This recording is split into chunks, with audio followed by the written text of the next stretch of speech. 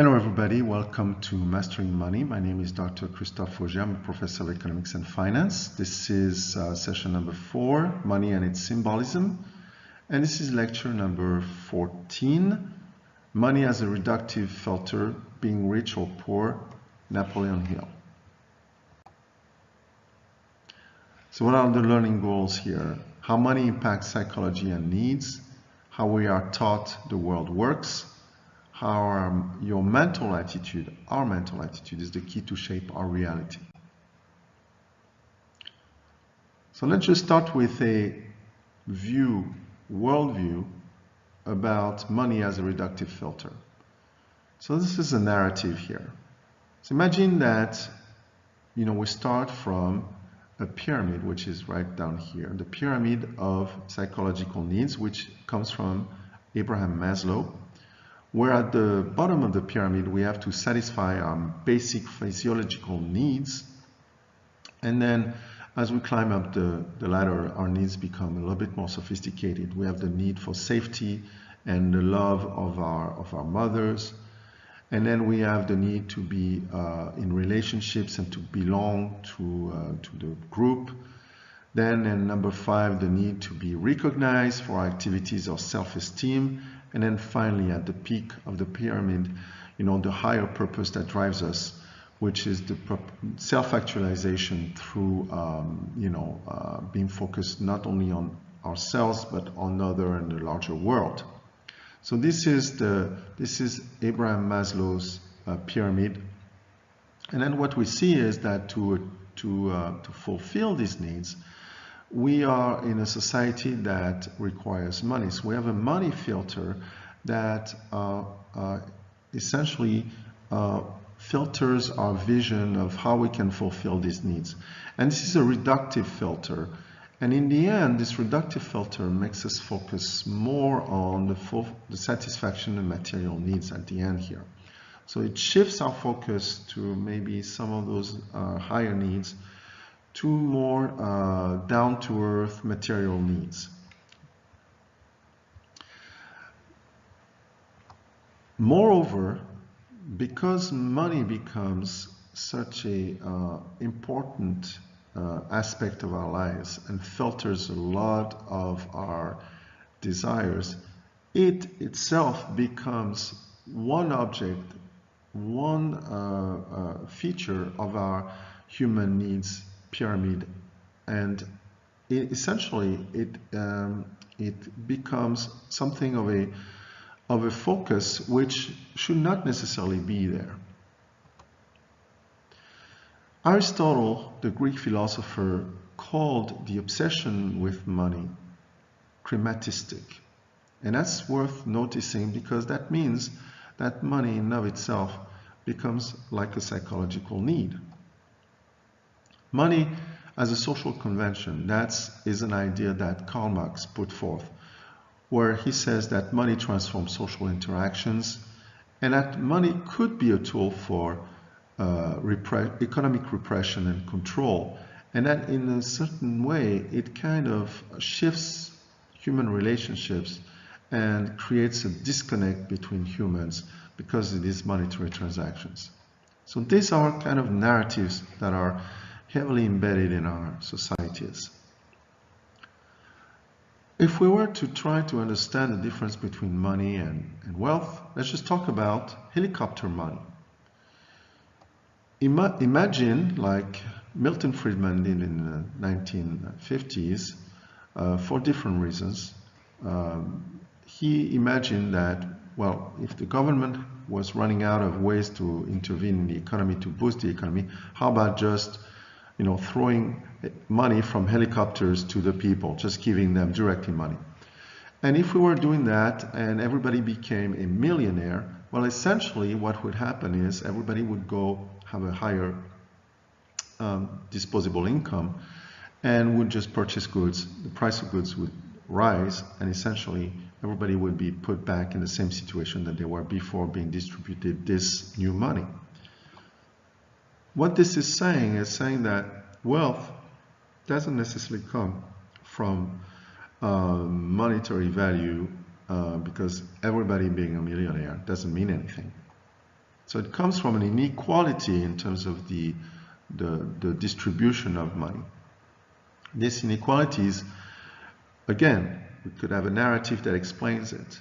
It comes from the supply of goods and services which are more valued than others. So we could rationalize it this way.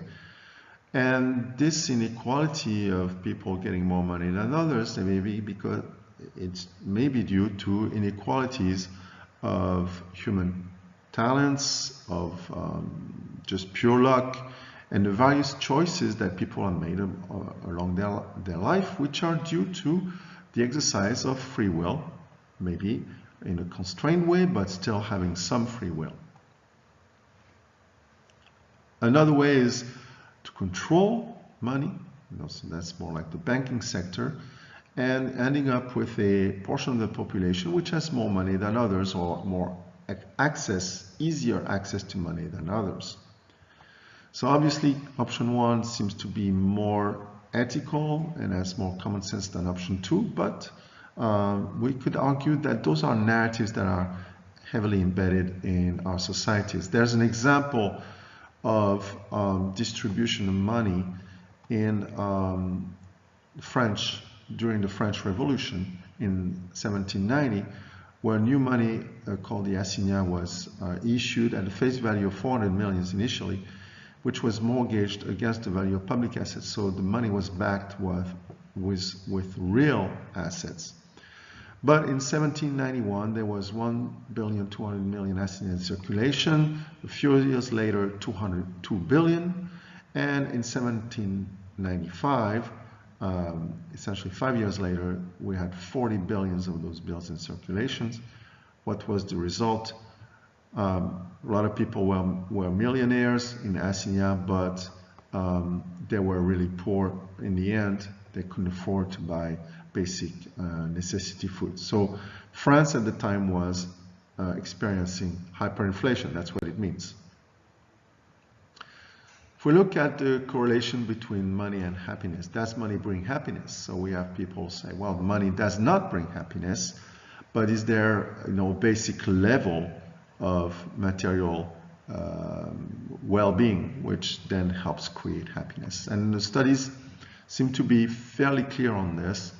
Data collected by Sachs Stevenson and Wolfers in 2010, big study of 166 countries, seems to confirm that across countries, wealthier countries seem to experience, these people seem to experience a higher level of happiness, and within the same countries, wealthier people tend to do that.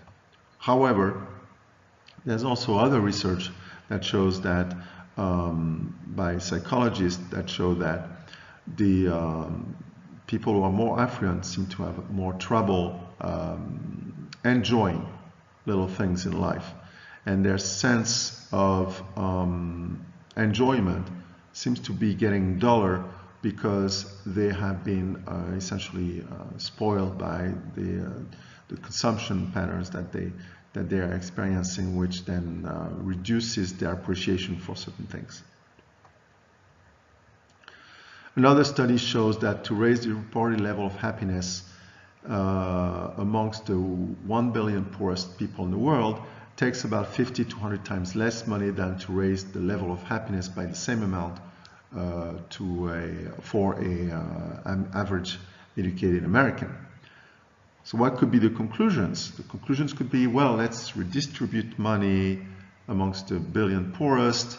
Money redistribution really is the solution. And of course, with the political gridlock that this may engender, with the richer people trying to essentially resist this kind of redistribution through political influence and so on and so forth. So not necessarily a solution that is going to be viable. In fact, this all comes from a narrative that we have about the way the world functions, the poor, the rich, the right side of the track, the wrong side of the track. And what I want to offer to you is perhaps a new vision of what money is and the access to money is about. So the way we are taught the world works is as follows. We're taught that if we have money, if we have access to money, we can buy the things we want, we can enjoy them, and then we can be happy. But let's talk about maybe another way to conceive this reality and this access to wealth and abundance. And I'm going to talk about Napoleon Hill and the New Thought movement. So Napoleon Hill is an American author writing about self-improvement and wealth acquisition in the beginning of the 20th century. His book, Think and Grow Rich, became a world bestseller and for about 50 years, since it was first published in 1937. Napoleon Hill introduced an empirical approach of the mental processes that are key to building wealth. Material riches, but as well physical health, as well as relationship, and essentially a holistic approach that is possible, that combines material wealth and also psychological wealth and well-being. His writings are part of a body of literature contained in what's called the New Thought movement, which was a psychological, philosophical current born in the US in the 1830s. And the teaching of these movements are that positive mental attitude is what allows us to conquer life's challenges, and the goal is to use our mental focus to create the life experiences that are in harmony with our deeper values and our desires. So, what is the greatest power? Napoleon Hill tells the story of his extraordinary encounter with Andrew Carnegie, one of the richest men at the time, known as one of the robber barons at the beginning of the 20th century. Someone who was not necessarily one of the role models of ethical behavior at the time, but then changed his behavior and became one of the biggest philanthropists, billionaires ever in the history of humanity, and founded Carnegie University in the US, Carnegie Hall, some of the libraries around the countries, and so on and so forth, and became an inspiration for later on for what Bill Gates and Warren Buffett are doing. So Carnegie, in this conversation, which is told by Napoleon Hill, reveals to Napoleon Hill a secret, and essentially sends Napoleon Hill and say, your task is to teach this to the world. So what is the greatest power that humans have? Let's ponder this for a few seconds. You may have an answer in your mind. Well, you may have thought we're human beings, we have the largest brains on the planet with respect to our sizes, so that could be the brain. Well, it's not the brain, it's not the intellect. This is what Andrew Carnegie says to Napoleon Hill. He says, let me call your attention to a great power which is under your control, a power that is greater than poverty, greater than the lack of education, greater than all of your fears and superstitions combined. It is the power to take possession of your own mind and direct it to whatever ends you may desire. This is an extremely profound statement. It says that you are in the driver's seat if you decide to be, and you can choose the type of thoughts that you're going to essentially endorse and give energy to in your thinking mind. This is very powerful. That means you're not the tributary of random thoughts or the past or the future, or things that may annoy you, and those thoughts that are, the Buddhist tradition compares it to a wild horse that just is going in all different directions. And we may experience, or we may not even have an awareness of these processes in our minds, but we are constantly thinking, and sometimes these thoughts are not necessarily the thoughts we want to welcome in our being. So what are Napoleon Hill's teachings? Napoleon Hill's primary teaching of the New Thought movement is that what the mind can conceive through thought, it can manifest into physical reality. This is not magic thinking. we're going to see that there are things that are happening in the world that makes total sense and that are grounded in thoughts. This is not necessarily mind over matter thing, but this is really a great correlation, a great causation between mind and matter. Is that possible, you may ask? Is that true? Well, let's do a simple test. Look around you in your surroundings, and count the number of things that you see around you which originated from someone's mind. Now compare it to the number of things that did not originate from somebody's mind. You may be surprised. So the way the world really works, and I'm just going to invite you to think about this. I'm not saying this is the truth. I'm just going to invite you to maybe test this idea, is as such. It's essentially backward from what we saw before and the way we are taught. The way reality works is first you are being yourself. You exude certain qualities. You have assertiveness, you're someone who is optimistic, you're enthusiastic, you have thoughts that propel you forward, you have projects, you have goals. That's being. With these goals, then you get into action and you do things that are in alignment with these goals, these thoughts, your way of being, what you're projecting in the world. And then you have. So you be happy, joyful, then you do things that are consistent with that, you attract the connections that you need, and then you have the result. That is, you get the goods, you get the consequences of your actions. And in a lot of cases, when you will examine the life of these very wealthy people, what you will realize is that they were goal-driven first, and then that wealth was a byproduct of their activities and not the primary intent. So example of the power of thought we have in sports, we have the power of visualization, the power of the mental preparation. We know that from a very early childhood, you have people like Djokovic and Nadal, tennis players who expressed the desire to become world number one. They didn't have any evidence that they could achieve that.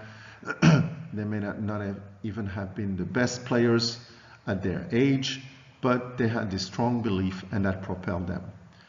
You had champions like Michael Jordan who visualized scoring baskets when, at the last few seconds of a very thrilling game, and they visualized themselves do that, and they actually achieved that result. In the realm of inventions, innovations, you have people like Thomas Edison. You have people like the Wright brothers who visualized, what they were intending to do, and then gave themselves the energy and the effort, and they had the self-discipline to see it through. In terms of business successes, we have examples of great businessmen, famous actors, writers, politicians, society's leaders who at some point in their life may not have had any evidence that they were going to end up at the top, but believed in that, and then through self-confidence, through thinking process, through mental flexibility, they did achieve it. So how does that fit you? How does that fit me? These kind of ideas. So you may ask yourself, well, what do I have in common with these people? What are my chances to become another Sarah Blakely, Bill Gates, Steve Jobs, or Lionel Messi, the soccer player?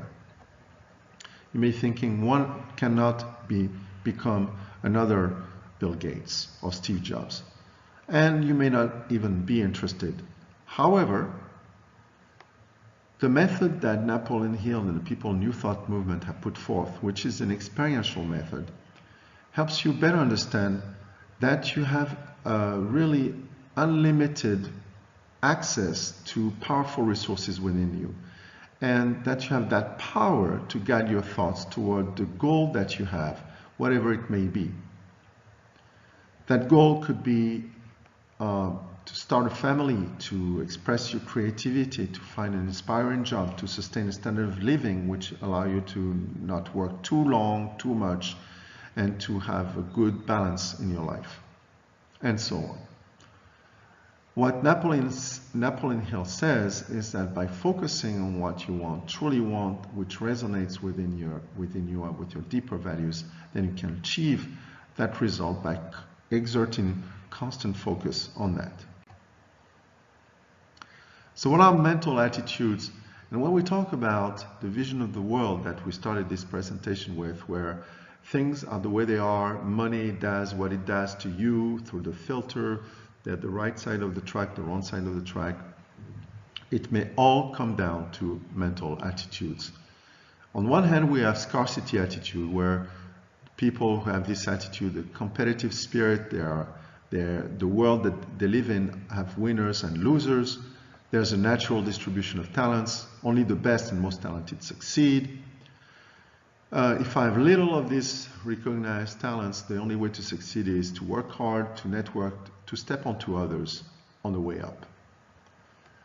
The vision of the world is that threats surround every corner of life.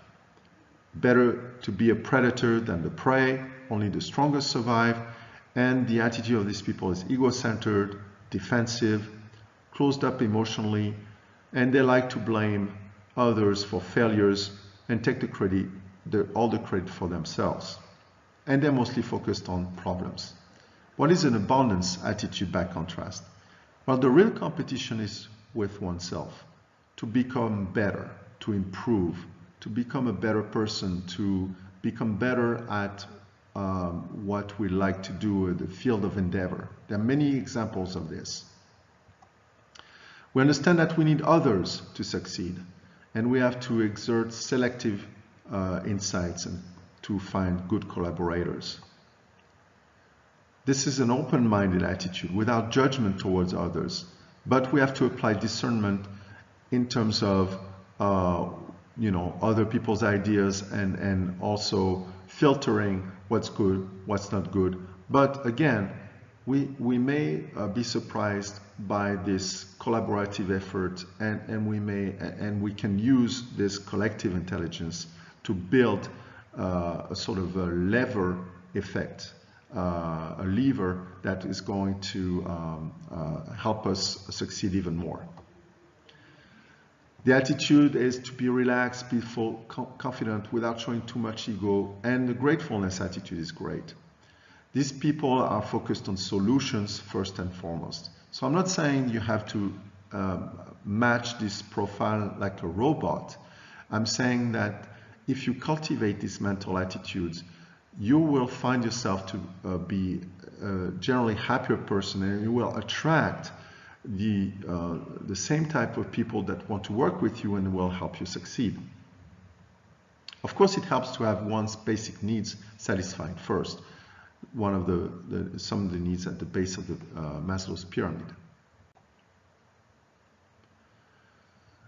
So one of the things that may be very hard to hear and accept, and it's one of the lessons of the approach by Napoleon Hill and New Thought movement, is that your life circumstances, past and present, are what they are. There's nothing you can do about that. But what you can do is that you can change your mental attitude with respect to your circumstances if that suits you and if that makes you feel better and empowers you.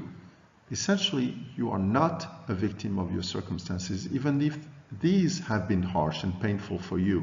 And this is really a hard lesson to hear and to accept, perhaps, but try it on, see how that may enable you to step away and go over some obstacles that have been there in front of you for many years and that you have been stuck into. Okay? So even in the worst circumstances, you have now the choice of focusing your thoughts towards mental states that will not add suffering for you, but they may actually bring you into a better state of more good feelings. We've seen this when we looked at brain chemistry, when you are able to trigger certain releases of chemicals through mental focus, like the oxytocin molecule or serotonin, or activate some of these feel-good glands that are going to help you pull yourself up. So what are qualities that are compatible with success and abundance? This is just a rough list of some of the qualities that some of these people who have achieved material wealth and at the same time a certain psychological balance in their life have kind of manifested. So we have qualities such as assiduity, tenacity, creativity. People are rigorous with themselves. They have a certain business savvy, so they're interested in their business. They know what they want and they can articulate it clearly. They have great power concentration on what is essential in their goals. They have great passion for life, passion for business. They may be charismatic, great leadership capabilities, able to act efficiently in stressful situations, so on and so forth. Great capacity of building a support network, curious and desirous to learn from the best in all areas of life. And this is an exhaustive list. Again, this is not a robotic, this is not trying to box you into any of these categories. This is only saying that these seem to be working for people to really achieve great things in their life. So just a couple of little exercises that I invite you to do. I mean, you may look out there and try to identify a person who became very wealthy late in life and whom until the age of 20, 30, 40 years old or more seem to be headed in the wrong direction. And what transformed them? That is one possible assignment. Another assignment is watching videos that I put as a link below on how did these individuals achieve success. Tie that to what Napoleon Hill says about the mental focus that these people had. And what are the factors they talk about which may fall outside of Napoleon Hill's framework. So thank you for your attention.